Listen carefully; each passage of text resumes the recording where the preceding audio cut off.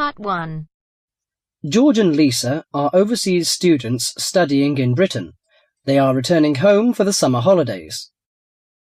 First, you have some time to look at questions 1 to 3.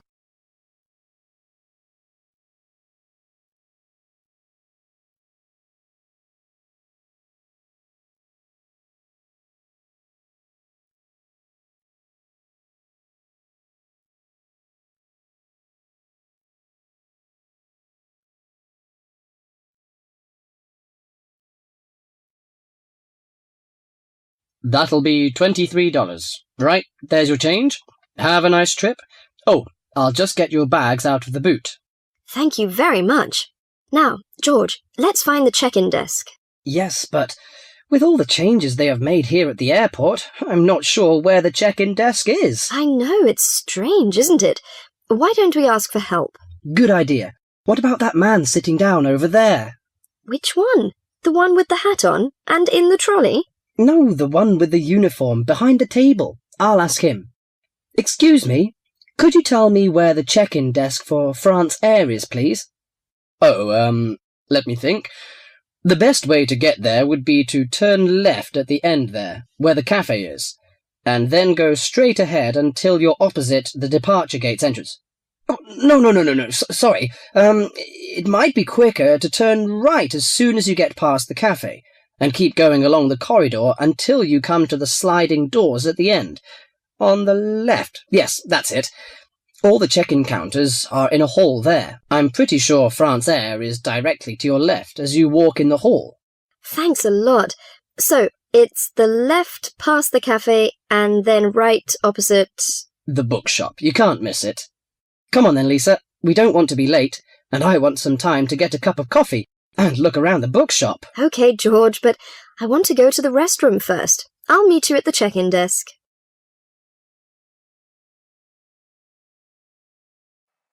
Before you hear the rest of the conversation, you have some time to look at questions 4 to 10.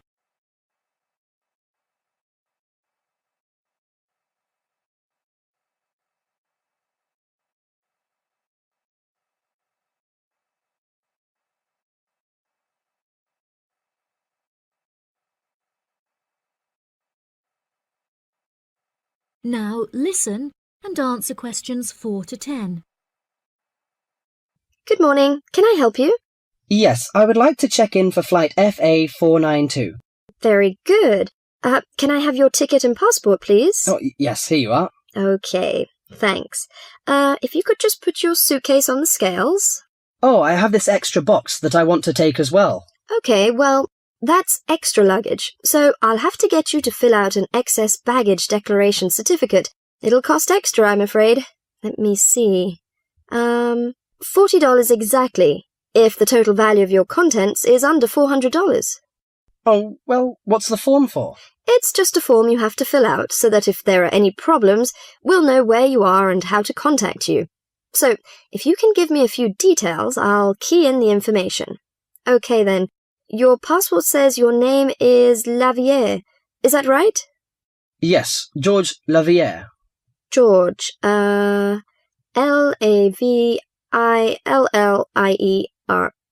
Good. Now, nationality. French? No, wait a minute. It's a Swiss passport. Well, yes, I live in France, but I was born in Switzerland. Swiss. Very good. Flight number FA492. Destination is... Paris. Are you connecting with any other flight in Paris, or will you be staying there? I'm spending my vacation in Paris. Well, Sèvres, just outside Paris. OK. So what's the phone number there? Let me think. The country code for France is 33, and the number is 198614537. Right, so that's 331-9861-4537. Yes, that's it. And can you tell me briefly what you have in the box? Well, there are some books, just university textbooks from last semester, some clothes, and, my computer disks. OK, thank you. And what would be the approximate value of the contents? Quite a bit, actually. About $150. That's all. There's your receipt for the box, your passport and ticket, And here is your boarding pass. Gate 7. You can board the plane in about 35 minutes. Have a nice flight. That is the end of part 1. You now have half a minute to check your answers.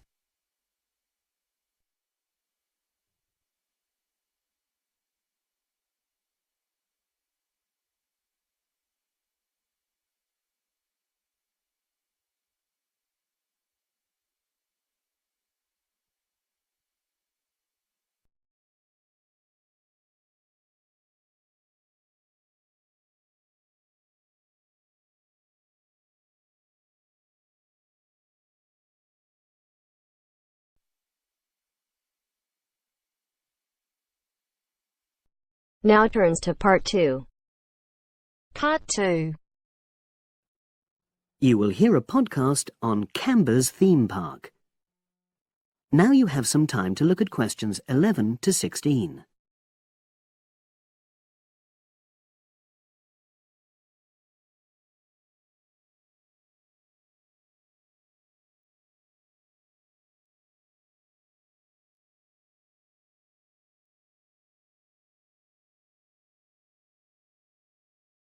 Now listen and answer questions 11 to 16. Welcome to Canberra's Park podcast. In the next few minutes, I'll tell you a little about the park and the amazing things we have to offer. We like to think that Canberra's offers more than other theme parks. Like them, we have a variety of exciting rides for people of all ages, but Canberra's also places strong emphasis on the educational experience for its visitors. Not boring facts, but lots of interactive exhibits. Although it's mainly an outdoor experience, we do have some indoor activities if the weather gets too dreadful. The park's got a lovely, well-established feel, set in 80 acres of beautiful countryside, about 3 miles south of the tourist resort of Dulchester. The park was set up in 1997 by the Canberra family, but then taken over by new owners in 2004, who have maintained the original vision of the Canberras. It has lots of old trees, hundreds of flower beds, and a gorgeous lake. Canberra's has over 45 different rides, exhibits, and arcades. All but one of these is free once you've paid your entrance fee. We charge a small fee for our newest ride to reduce the length of the queues. You don't pay anything for parking. A family ticket for a family of 4 works out at about £8 per person, which is amazing value. Full details of current prices are shown on our website, along with full details of rides, etc., and directions for getting to us. We also have a number of special offers.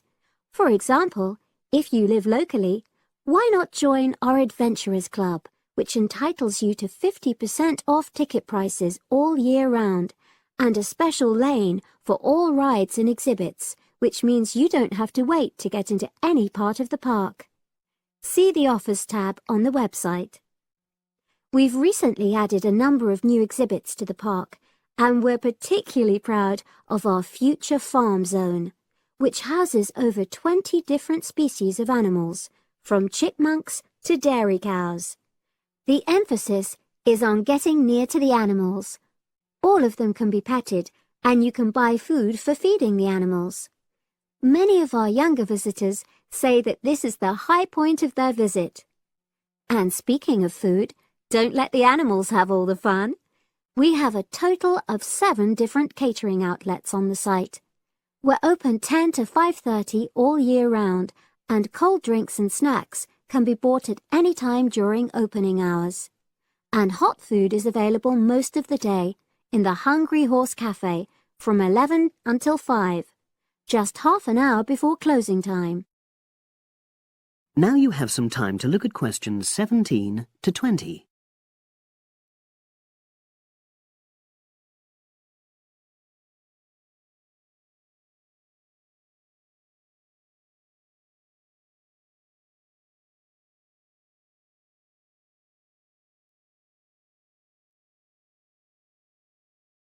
Now listen and answer questions 17 to 20.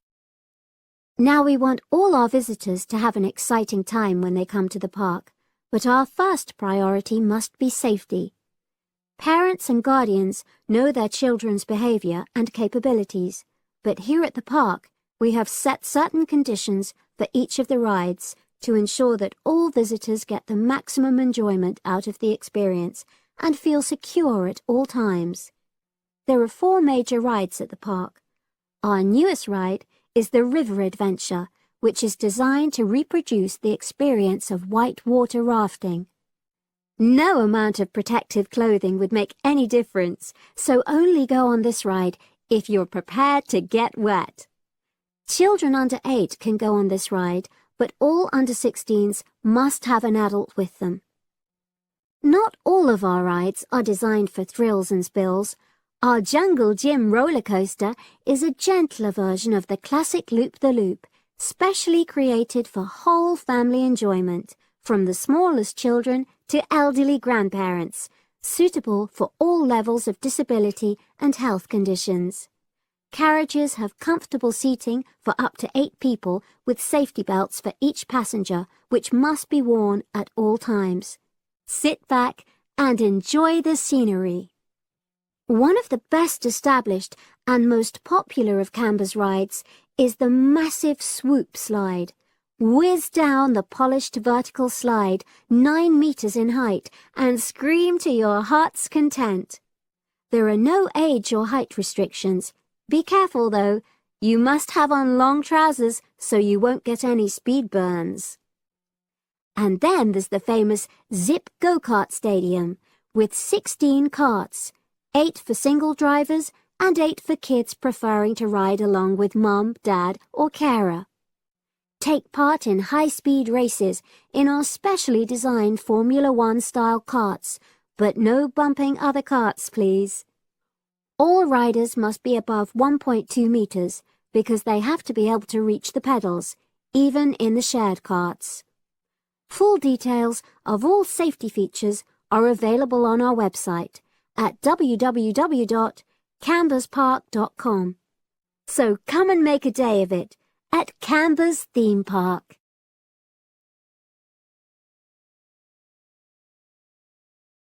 That is the end of part 2. You now have half a minute to check your answers.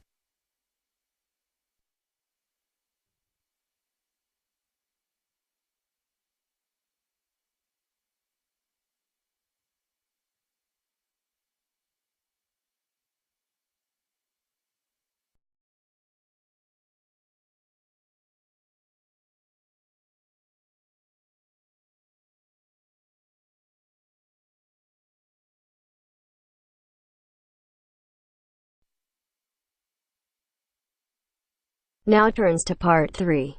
Part 3. You will hear a tutor and 2 students discussing the best ways to study. First, you have some time to look at questions 21 to 25.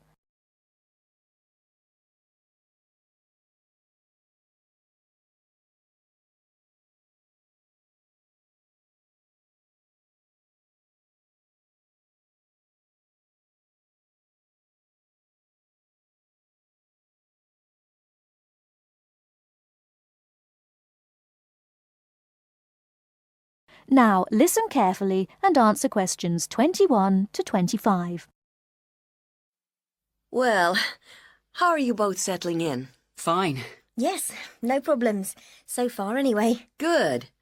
Remember that as your personal tutor, I'm here to help you if you do have any difficulties. Now, as you know, lectures start on Monday, so I thought we'd look at a few ways of making the most of them, especially in terms of the notes you take. Let's begin by thinking about what you can do before you even go to the lecture. Any ideas? Make sure you're up to date with all the background reading, so you know plenty about the subject already. Yes, that's essential. The lecturer will assume you have that knowledge. Anything else, Carlos? Well, check what the topic's going to be.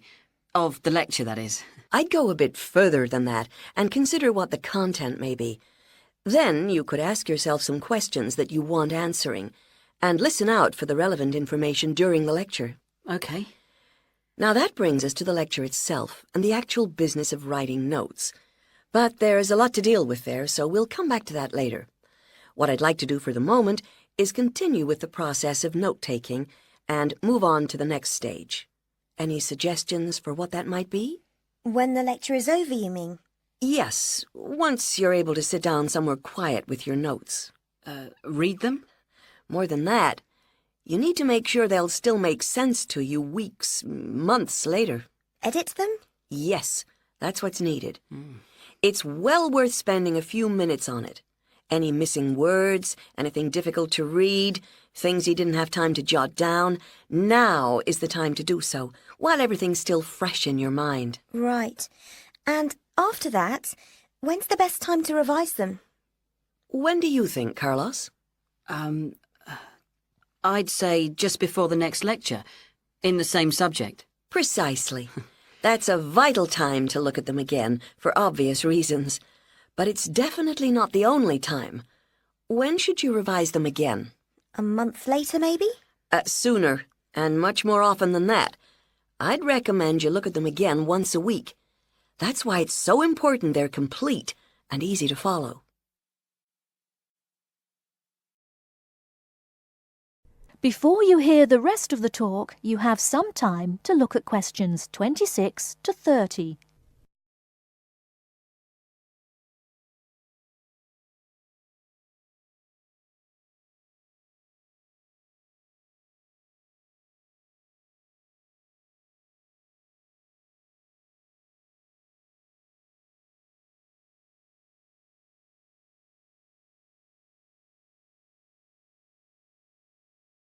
Now listen and answer questions 26 to 30. Right. Let's go back to note-taking and begin with the basics before the lecture has even started. What should you do when you walk into the room? Get a good seat, at the front if you can, where you can hear clearly and avoid distractions. Yes, though obviously others will have had the same idea, so it's as well to get there a bit early. So, when the lecture's underway and you're busy jotting things down, what should you try to ensure? That you're getting all the main points. And what if you don't catch something you know must be important? I'd leave a space. Then I could check it later, perhaps by asking a question at the end and fill it in afterwards. That's an excellent way to deal with it, yes. And there's something else I'd like to mention here. Talking about going through notes afterwards, it's absolutely vital that what you write is legible for one very good reason. It saves time. You'll waste many hours during the course if your revision is held up because you can't read what you've written. Okay, what else can we do to make listening and note-taking more efficient? Well, I always listen out for signpost words. Sorry, what are they? They're the ones lecturers use to say where they're going. A bit like a signpost at a road junction, I suppose. Things like, the first reason is, however, to sum up, and so on. Yes, they can tell you when something important is coming, and help you organize your notes, too. Is there anything else you can add, Carlos? There's something I think's very useful, but it's later, after the lecture is finished. That's fine. Go on. Well, what I do is go through what I've written down, summing up the main points in a few words in the margin, on the left-hand side of the page. I try to use words that'll jog my memory, so that I can remember what everything's about when I look at them again. Yes, that can work very well. What some people do to review their notes is cover up their full notes from the lecture, maybe with a piece of paper or a card, and concentrate just on what they've put in the margin, trying to recall the details. Then they move the cover down a little and check whether they were right. Or you could put your main points on another piece of paper and clip them together. Instead of covering and uncovering, you just hold a page in each hand. Sure. It's down to personal preference, really. Everyone has their own learning style. That is the end of part 3. You now have half a minute to check your answers.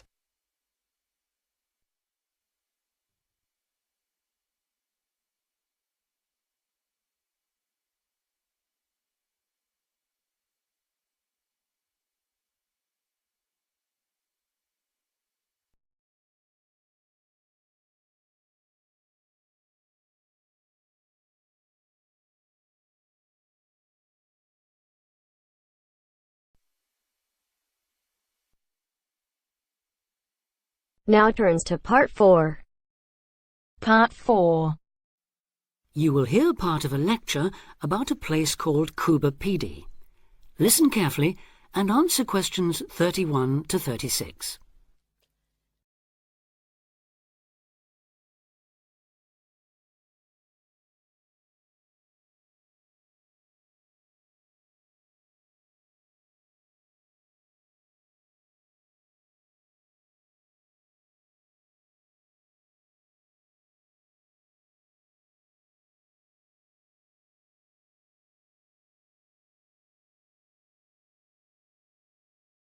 Listen carefully and answer questions 31 to 36.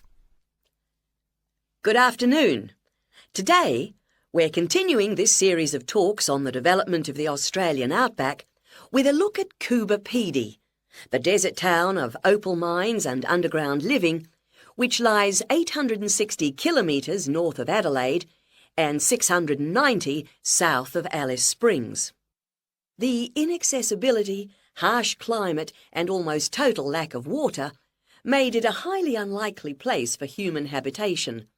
But that all started to change in 1915 with the discovery there of opals, the precious stones which seem to change colour according to their surroundings. Settlements were established following the First World War, when soldiers returning from the trenches of France brought with them the techniques of living below ground in dugouts. The depression of the 1920s and 30s led to many prospectors leaving, but the town boomed again in the late 1940s when shallow new opal fields were discovered, and immigrants from Europe arrived in large numbers after the Second World War. It must be remembered, though, just how hostile conditions were.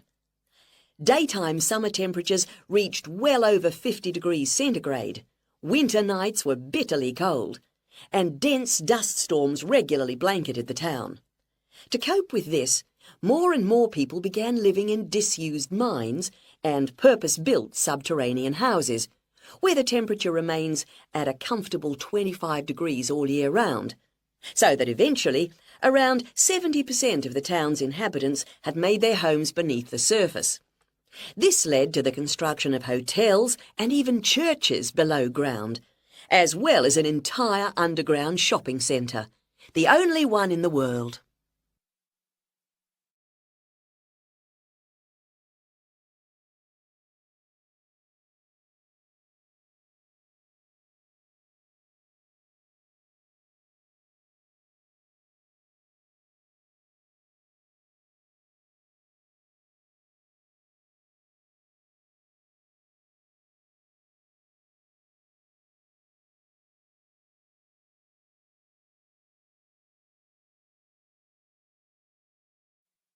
Now answer questions 37 to 40.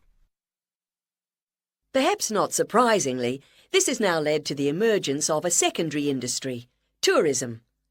Increasing numbers of visitors come to see the tunnels and the caves with their ventilation shafts, the weird machines lying about in the town, and, just beyond it in the scorched red desert, the conical hills thrown up by the world's biggest opal mines. It's a logical stopping place for travellers too. The nearest town to Cuba Pedy is Woomera, in the prohibited area once used for launching space rockets. But even that is an enormous distance away. Within the town itself, there are plenty of hotel rooms and a number of ethnic restaurants. Remember that Cuba Pedy is one of the most multicultural places in Australia, with an estimated 45 nationalities represented, and its very own Opal Museum. A short distance from town, there's a section of the enormous barrier that runs thousands of kilometres across the country, the Dingo Fence, which is meant to keep these predatory wild dogs out of the sheep farming areas. Another attraction just outside town are the sets of various films made there, including Mad Max 3, as well as The Red Planet and Until the End of the World, names that reflect the harshness of the terrain and temperatures there. The name Cuba Pedy, incidentally, comes from an Aboriginal expression meaning white man's hole in the ground. Next, I'd like to go on to talk about Broken Hill, another mining town, but one that...